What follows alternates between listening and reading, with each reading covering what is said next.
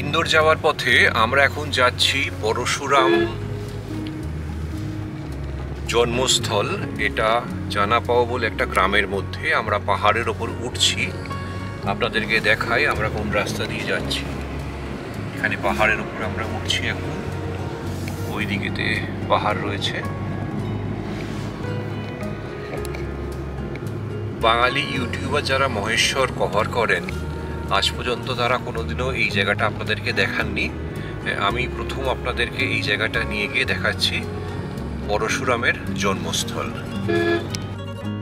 বাঙালি YouTuber হিসেবে আমি এই প্রথম আপনাদের কাছে একটা নতুন জায়গা যেখানে এসছি, এটা হচ্ছে পরশুরামের জন্মস্থল।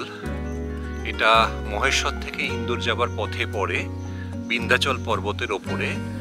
NH-53 ন্যাশনাল হাইওয়ে থেকে 5 কিলোমিটার ডান দিকে ঢুকে পাহাড়ের ওপর আসতে হয়।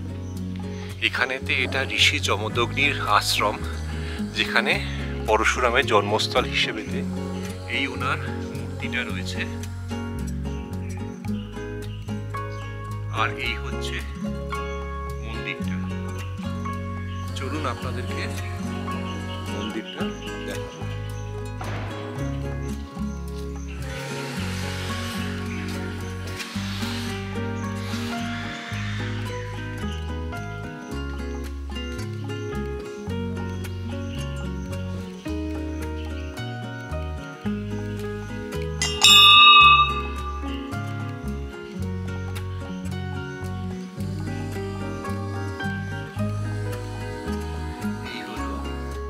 ঋষি পরশুরামের মূর্তি যেটা এখানে রয়েছে, এটাই হচ্ছে পরশুরামের জন্মস্থল।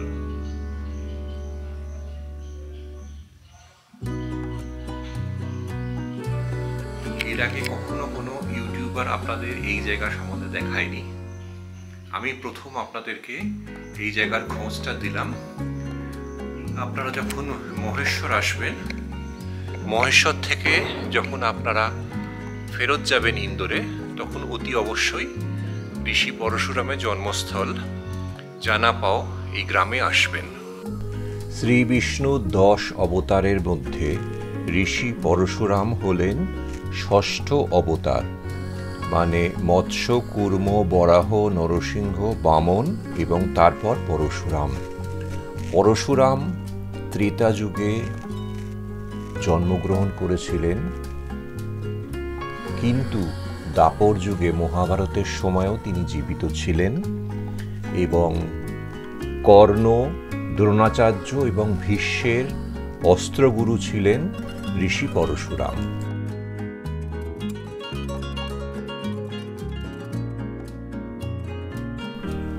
মন্দিরের এক প্রান্তে বেশ কিছু রাজহাঁস দেখতে পেলাম। মন্দিরের এই জায়গাটা এখনো তৈরি হচ্ছে। এই মন্দিরটা সম্প্রতি হয়েছে, তাই আপনারা এর আগে কখনো ইউটিউবে দেখেননি।